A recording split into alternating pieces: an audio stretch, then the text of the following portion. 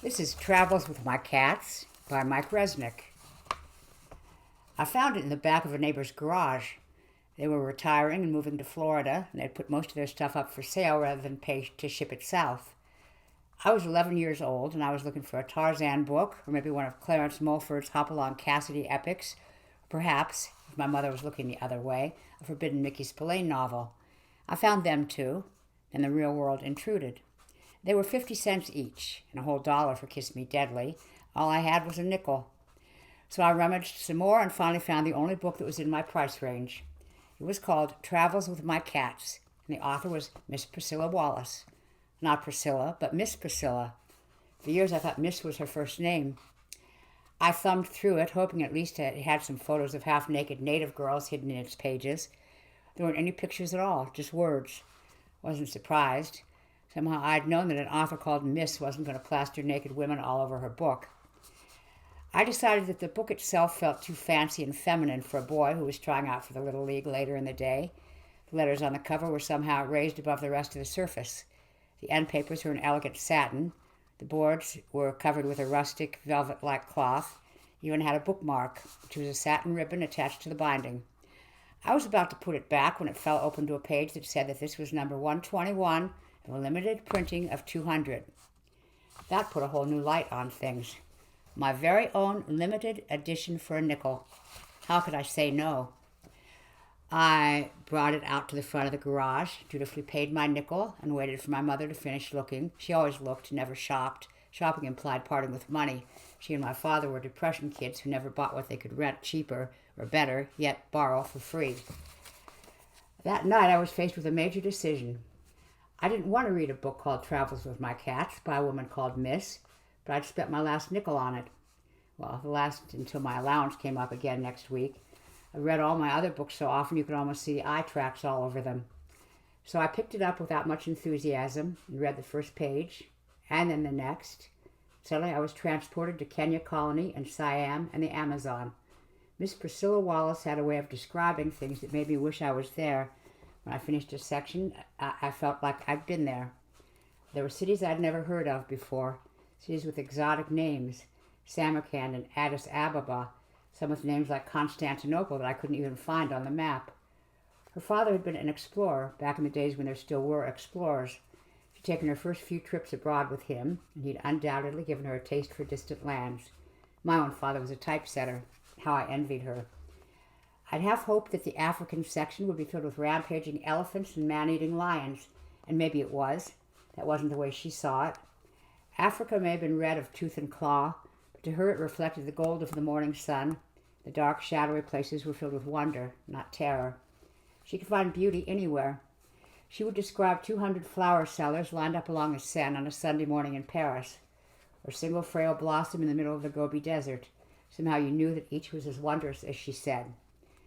Suddenly I jumped as the alarm clock started buzzing. It was the first time I'd ever stayed up for the entire night.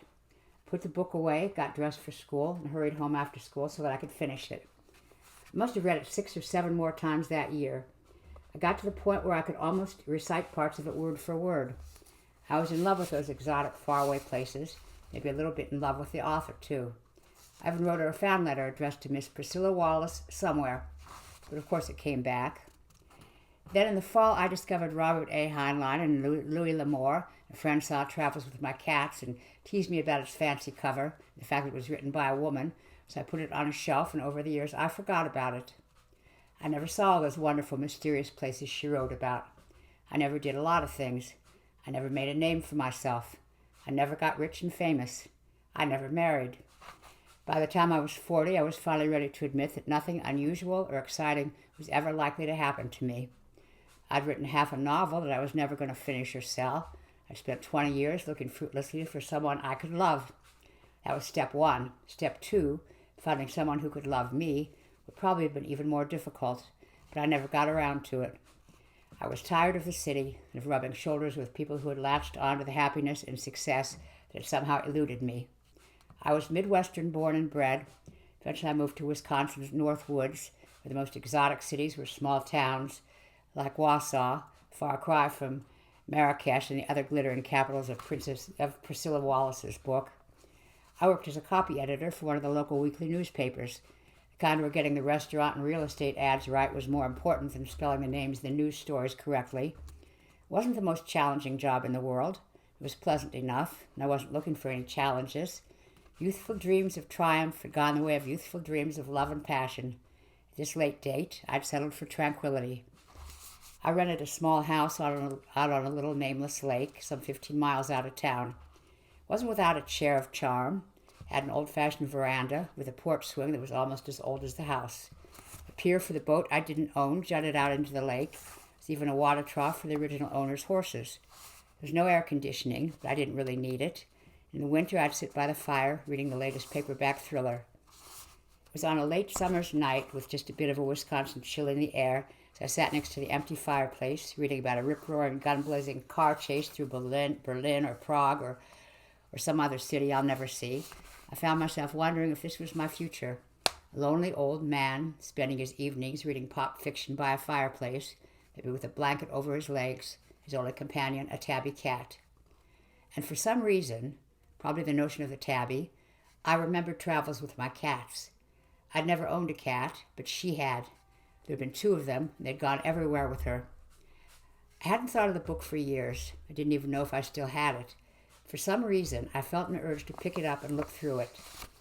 I went to the spare room where I kept all the stuff I hadn't unpacked yet. There were maybe 24 boxes of books. I opened the first of them, then the next. I rummaged through Bradburys and Asimovs and Chandlers and Hammetts, dug deep beneath Ludlums and Amblers and a pair of ancient Zane Greys. Suddenly there it was, as elegant as ever. My one and only limited numbered edition. So for the first time in perhaps 30 years, I opened the book and began reading it. I found myself just as captivated as I had been the first time. It was every bit as wonderful as I remembered. As I had done 3 decades ago, I lost all track of time and finished it just as the sun was rising. I didn't get much work done that morning. All I could do was think about those exquisite descriptions and insights into worlds that no longer existed. And I began wondering if Priscilla Wallace herself still existed. She'd probably be a very old lady. Maybe I could update that old fan letter and finally send it. I stopped by the local library at lunchtime, determined to pick up everything else she'd written. There was nothing on the shelves or in the card file. They were a friendly, old-fashioned rural library. Computerizing their stock was still decades away. I went back to the office and had my computer run a search on her. There were 37 distinct and different Priscilla Wallaces. One was an actress in low-budget movies. One taught at Georgetown University. One was a diplomat stationed in Bratislava. One was a wildly successful breeder of show poodles. One was the youthful mother of a set of sextuplets in South Carolina. One was an inker for a Sunday comic strip. And then, just when I was sure the computer wouldn't be able to find her, the following came up on my screen. Wallace, Priscilla, born 1892, died 1926, author of 1 book, Travels with My Cats. 1926. So much for fan letters, then or now. She died decades before I'd been born. Even so, I felt a sudden sense of loss and of resentment. Resentment that someone like that had died so young. All her unlived years had been taken by people who would never see the beauty that she found everywhere she went. People like me. There was also a photo. It looked like a reproduction of an old tintype. It showed a slender, auburn-haired young woman with large, dark eyes that seemed somehow sad to me. Or maybe the sadness was my own, because I knew she would die at 34. All that passion for life would die with her.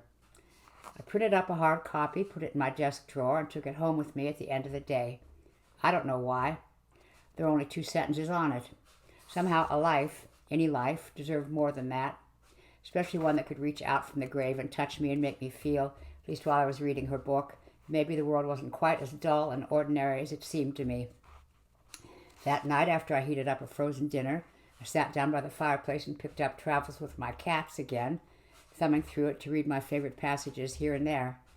There was the one about the stately procession of elephants against the backdrop of snow-capped Kilimanjaro, and another about the overpowering perfume of the flowers as she walked through the gardens of Versailles on a May morning. And then, toward the end, there was what had become my favorite of all. There is so much yet to see, so much still to do. On days like this, I wish I could live forever.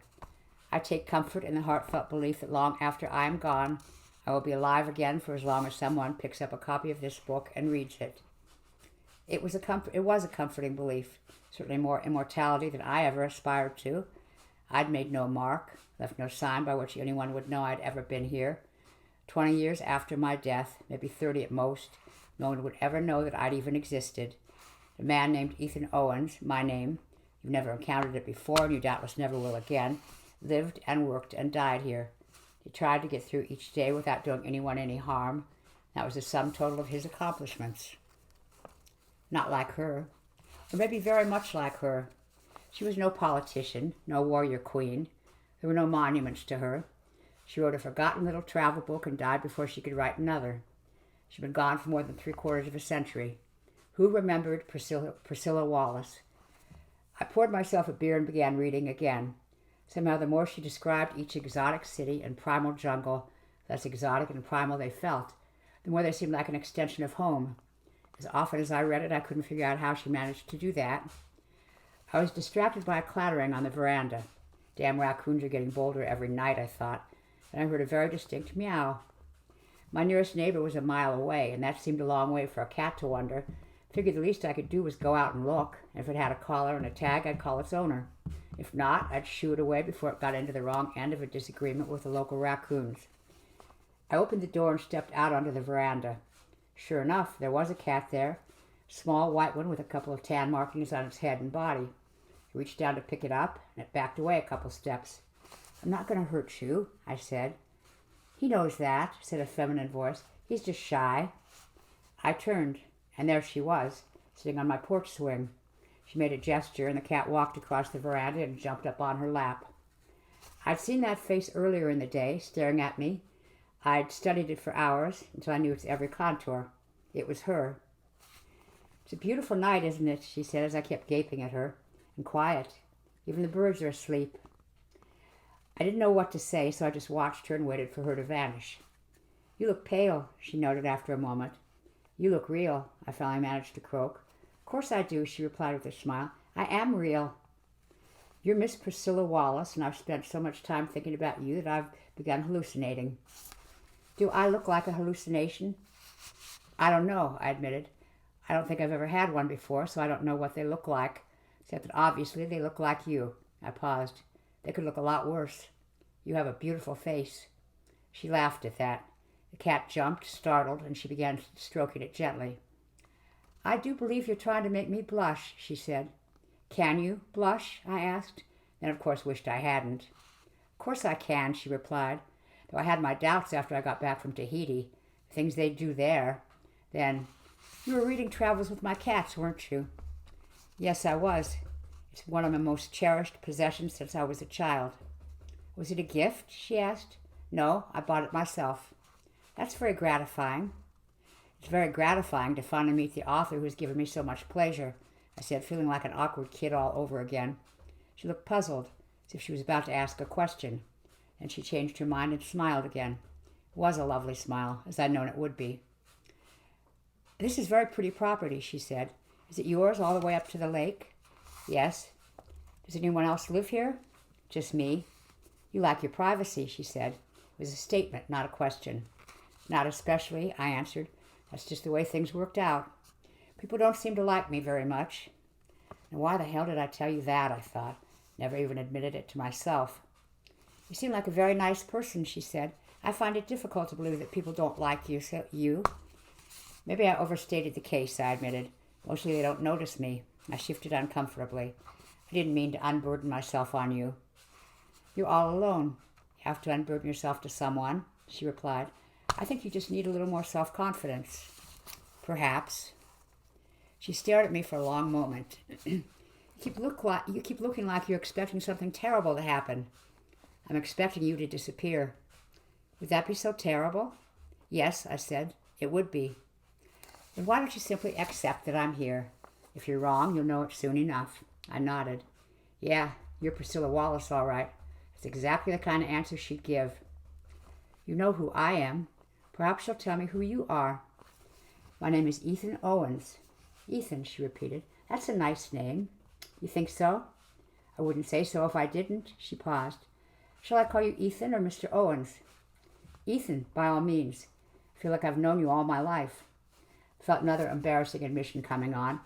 I even wrote you a fan letter when I was a kid, but it came back. I would have liked that, she said. I never once got a fan letter, not from anyone. I'm sure hundreds of people wanted to write, but maybe they couldn't find your address either. Maybe, she said. In fact, just today I was thinking about sending it again. Whatever you wanted to say, you can tell me in person. Kat jumped back down onto the veranda. You look very uncomfortable perched on the railing like that, Ethan. Why don't you come and sit beside me? I'd like that very much, I said, standing up. Then I thought it over. No, I better not. I'm 32 years old, she said. I don't need a chaperone. Not with me, you don't, I assured her. Besides, I don't think we have them anymore. Then what's the problem? The truth, I said. If I sit next to you, at some point my hip will press against yours. Perhaps I'll inadvertently touch your hand and what? I don't want to find out that you're not really here. But I am. I hope so, I said. I can believe it a lot easier from where I am. She shrugged. As you wish. I've had my wish for the night, I said. Why don't we just sit and enjoy the breeze and the sense of the Wisconsin night? Whatever makes you happy, I said. Being here makes me happy. Knowing my book is still being read makes me happy. She was silent for a moment, staring off into the darkness.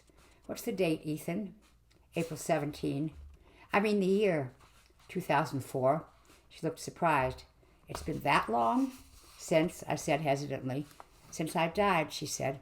Well, I know I must have died a long time ago. I have no tomorrows. My yesterdays are also very long ago. But the new millennium? It seems, she searched for the right word, excessive. You were born in 1892, more than a century ago, I said. How did you know that? I had the computer run a search on you. I don't know what a computer is, she said. Then suddenly, do you also know when and how I died? I know when, not how. Please don't tell me, she said. I'm 32. I've just written the last page of my book. I don't know what comes next, and it would be wrong for you to tell me. All right, I said, then borrowing her expression, as you wish. Promise me? I promise. Suddenly, the little white cat tensed and looked off across the yard. He sees his brother, said Priscilla. It's probably just the raccoons, I said. They could be a nuisance. No, she insisted. I know his body language. That's his brother out there.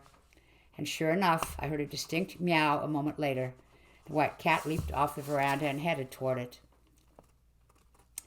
I better go get them before they become completely lost, said Priscilla, getting to her feet. It happened once in Brazil. Didn't find them for almost 2 days. I'll get a flashlight and come with you, I said. No, you might frighten them. Wouldn't do to have them run away in strange surroundings. She stood up and stared at me. You seem like a very nice man, Ethan Owens. I'm glad we finally met. She smiled sadly. I just wish you weren't so lonely. She climbed down to the yard and walked off into the darkness before I could lie and tell her I led a rich, full life and wasn't lonely at all. Suddenly I had a premonition that she wasn't coming back.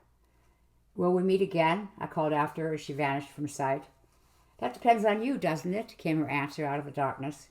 I sat on the porch swing, waiting for her to reappear with the cats. Finally, despite the cold night air, I fell asleep. I woke up when the sun hit the swing in the morning. I was alone. It took me almost half the day to convince myself that what had happened the night before was just a dream. It wasn't like any other dream I'd ever had, because I remembered every detail of it, every word she'd said, every gesture she'd made. Of course, she hadn't really visited me, but just the same, I couldn't get Priscilla Wallace out of my mind. So I finally stopped working and using my computer, I tried to learn more about her. There was nothing more to be found under her name except that single brief entry. I tried to search on travels with my cats and came up empty. I checked to see if her father had ever written a book about his explorations. He hadn't. I even contacted a few of the hotels she stayed at, alone or with her father. None of them kept records that far back. I tried one line of pursuit after another, but none of them proved fruitful. History had swallowed her up almost completely as it would someday swallow me. Other than the book, the only proof I had that she'd ever lived was that one computer entry, consisting of 10 words and 2 dates. Wanted criminals couldn't hide from the law any better than she'd hidden from posterity. Finally, I looked out the window and realized that night had fallen and everyone else had gone home. There's no night shift on a weekly paper. I stopped by a local diner, grabbed a ham sandwich and a cup of coffee, and headed back to the lake. I watched the 10 o'clock news on TV, and sat down and picked up her book again, just to convince myself that she really had lived once upon a time. After a couple of minutes, I got restless, put the book back on a table, walked out for a breath of fresh air. She was sitting on the porch swing, right where she had been the night before. There was a different cat next to her, a black one with white feet and white circles around its eyes. She noticed me looking at the cat. "This is Goggle," she said. "Think he's exceptionally well named, don't you?" "I suppose," I said. "The white one is Giggle, because he loves getting into all sorts of mischief." I didn't say anything. Finally, she smiled. "Which of them has your tongue?" "You're back," I said at last. "Of course I am." "I was reading your book again," I said. "I don't think I've ever encountered anyone who loved life so much." "There's so much to love, for some of us." "It's all around you, Ethan," she said. "I prefer seeing it through your eyes. It's like you were born again into a new world each morning," I said. "I suppose that's why I kept your book. I find myself rereading it, to share what you see and feel."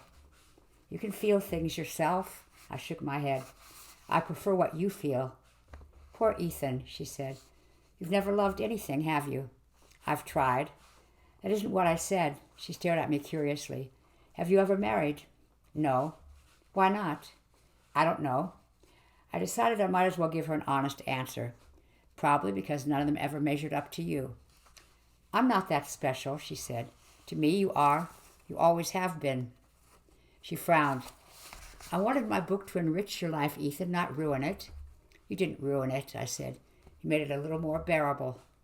"I wonder," she mused. "About what?" "My being here. It's puzzling." "Puzzling is an understatement," I said. "Unbelievable is more the word for it." She shook her head distractedly. "You don't understand. I remember last night." "So do I. Every second of it." "That's not what I meant." She stroked the cat absently. "I was never brought back before last night. I wasn't sure then. Thought perhaps I forgot after each episode. Today, I remember last night." "I'm not sure I follow you." "You can't be the only person to read my book since I died. Or even if you were, I've never been called back before, not even by you." She stared at me for a long moment. "Maybe I was wrong." "About what?" "Maybe what brought me here wasn't the fact that I needed to be read. Maybe it's because you so desperately needed someone." I began heatedly and then stopped. For a moment it seemed like the whole world had stopped with me. And the moon came out from behind a cloud, and an owl hooted off to the left. "What is it?" "I was about to tell you that I'm not that lonely," I said. But it would have been a lie. "There's nothing to be ashamed of, Ethan. Nothing to brag about either." There was something about her that made me say things I've never said to anyone else, including myself. I had such high hopes when I was a boy. I was going to love my work. I was going to be good at it. I was going to find a woman to love and spend the rest of my life with. I was going to see all the places you described. Over the years, I saw each of those hopes die.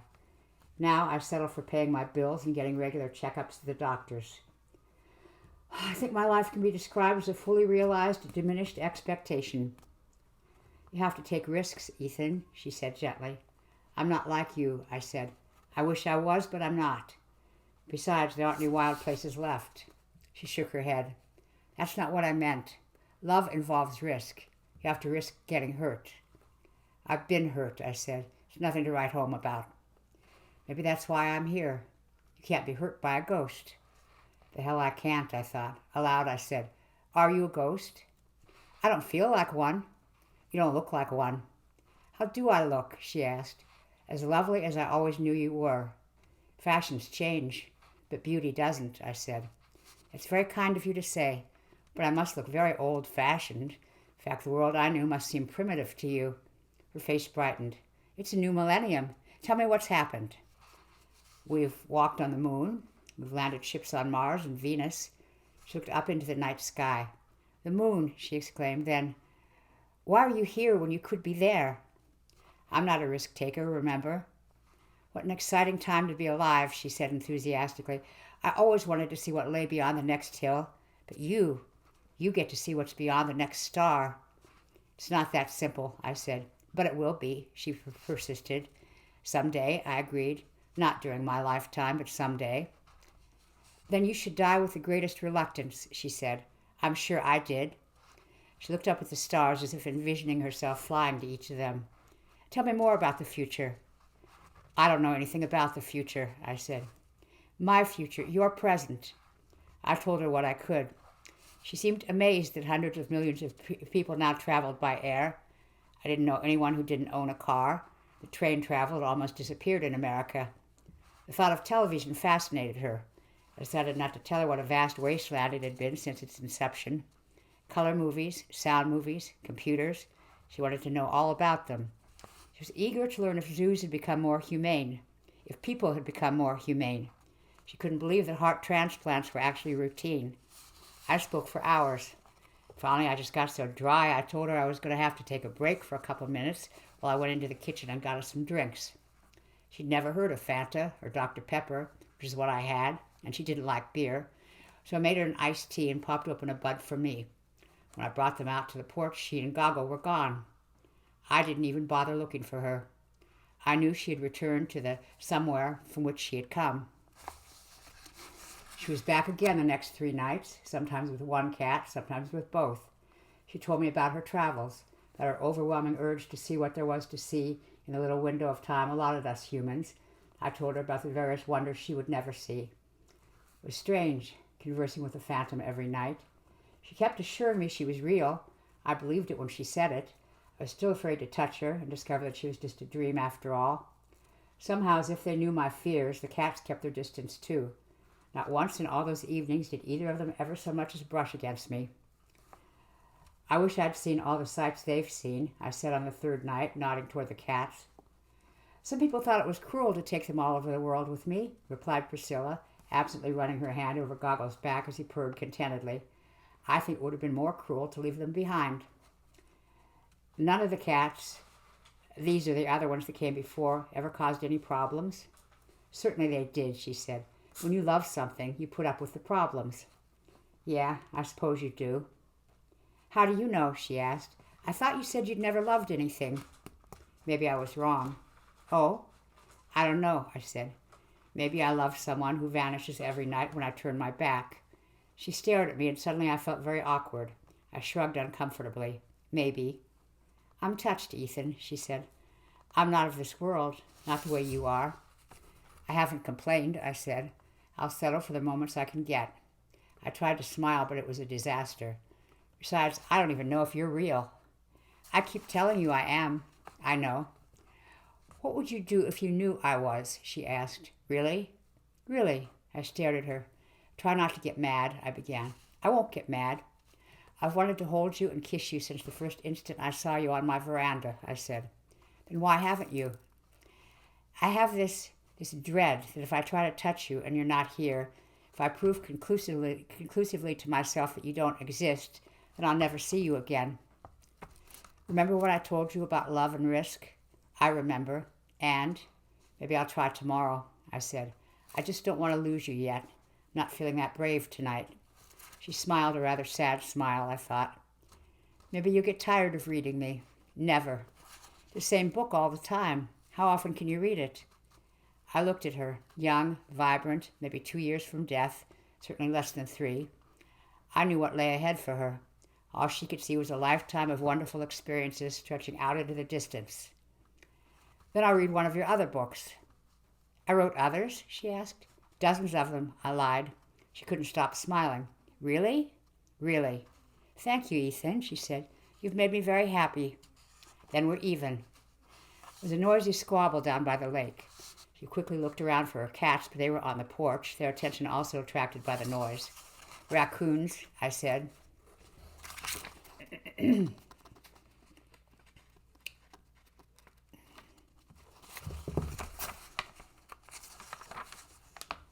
Why are they fighting? Probably a dead fish washed up on the shore, I answered. They're not much for sharing. She laughed. They remind me of some people I know. She paused. Some people I knew, she amended. Do you miss them? Your friends, I mean? No. I had hundreds of acquaintances, but very few close friends. I was never in one place long enough to make them. It's only when I'm with you that I realize they're gone. She paused. I don't quite understand it. I know that I'm here with you in the new millennium. I feel like I just celebrated my 32nd birthday. Tomorrow I'll put flowers on my father's grave. Next week I set sail for Madrid. Madrid, I repeated. Will you watch them fight the brave bulls in the arena? An odd expression crossed her face. Isn't that curious, she said.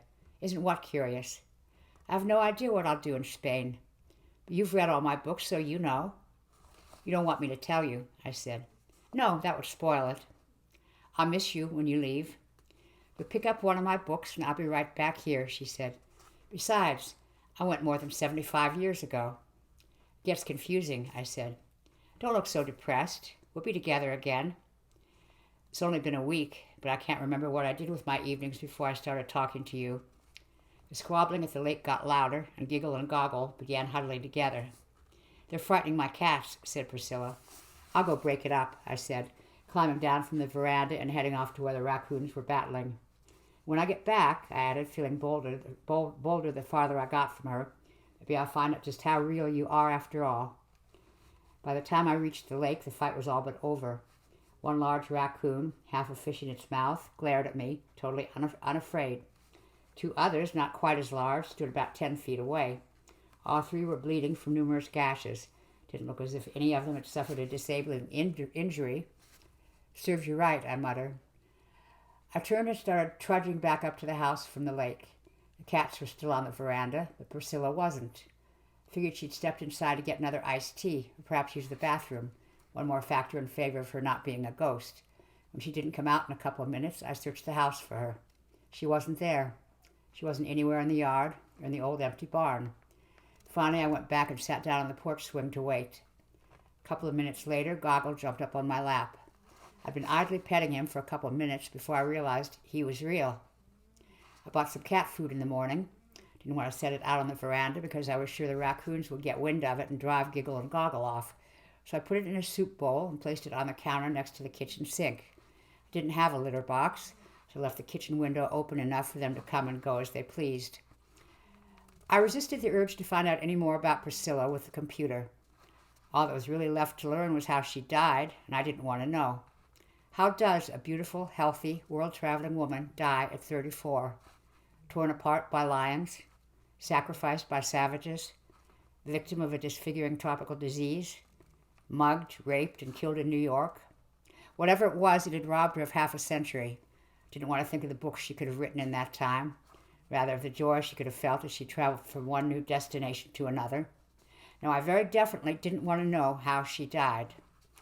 I worked distractedly for a few hours, then knocked off in mid-afternoon and hurried home, to her. I knew something was wrong the moment I got out of my car. The porch swing was empty. Giggle and Goggle jumped off the veranda, raced up to me, began rubbing against my legs as if for comfort. I yelled her name, but there was no response. Then I heard a rustling inside the house. I raced to the door, saw a raccoon climbing out through the kitchen window just as I entered. The place was a mess. Evidently, he'd been hunting for food. And since all I had were cans and frozen meals, he just started ripping the house apart, looking for anything he could eat. And then I saw it. Travels with my cats lay in tatters, as if the raccoon had had a temper tantrum at the lack of food and taken it out on the book, which I'd left on the kitchen table. Pages were ripped to shreds. The cover was in pieces. It even urinated on what was left. I worked feverishly on it for hours, tears streaming down my face for the first time since I was a kid. There was no salvaging it. It meant there would be no Priscilla tonight, or any night, until I found another copy of the book. In blind fury, I grabbed my rifle and a powerful flashlight and killed the first 6 raccoons I could find. Didn't make me feel any better, especially when I calmed down enough to consider what she would have thought of my bloodlust. I felt as if morning would never come. When it did, I raced to the office, activated my computer, tried to find a copy of Priscilla's book at www.ablebodies.com, the 2 biggest computerized clusters of used book dealers. There wasn't a single copy for sale. I contacted some of the other book dealers I'd used in the past. None of them had ever heard of it. I called the copyright division at the Library of Congress, figuring they might be able to help me. No luck. Travels with My Cats was never officially copyrighted. There was no copy on file. I began to wonder if I hadn't dreamed the whole thing, the book as well as the woman. Finally, I called Charlie Grimace, who advertises himself as the book detective. He does most of his work for anthologists, seeking rights and permissions to obscure, long out-of-print books and stories, but he didn't care who he worked for, as long as he got his money. It took him 9 days and cost me $600, but finally I got a definitive answer. Dear Ethan, you led me a merry chase. I'd have bet halfway through it that the book didn't exist, but you were right. Evidently you did own a copy of a limited numbered edition. Travels with My Cats was self-published by one Priscilla Wallace in a limited numbered edition of 200. The printer was the long-defunct Edelman Press of Bridgeport, Connecticut. The book was never copyrighted or registered with the Library of Congress. Now we get into the conjecture part. As near as I can tell, this Wallace woman gave about 150 copies away to friends and relatives. The final 50 were probably trashed after her death. I've checked back. There hasn't been a copy for sale anywhere in the last dozen years. It's hard to get trustworthy records farther back than that. Given that she was an unknown, the book was a vanity press job, went only to people who knew her, the likelihood is that no more than 15 or 20 copies still exist, if that many. Best, Charlie. When it's finally time to start taking risks, you don't think about it, you just do it. I quit my job that afternoon. For the past year, I've been crisscrossing the country hunting for a copy of Travels with My Cats. I haven't found one yet. I'll keep looking, no matter how long it takes. I get lonely, but I don't get discouraged. Was it a dream? Was she a hallucination? A couple of acquaintances I confided in think so. Hell, I'd think so too, so that I'm not traveling alone. I've got 2 feline companions, and they're as real and substantial as cats get to be. So the man with no goal except to get through another day finally has a mission in life, an important one. The woman I love died half a century too soon. I'm the only one who could give her back those years, not all at once, then an evening and a weekend at a time. One way or another, she's going to get them. I've spent all my yesterdays and haven't got a thing to show for them. Now I'm going to start stockpiling her tomorrows. Anyway, that's the story. My job is gone. So is most of my money. I haven't slept in the same bed twice in close to 400 days. I've lost a lot of weight. Been living in these clothes for longer than I care to think. It doesn't matter. All that matters is that I find a copy of that book, and someday I know I will. Do I have any regrets? Just one. I never touched her. Not even once.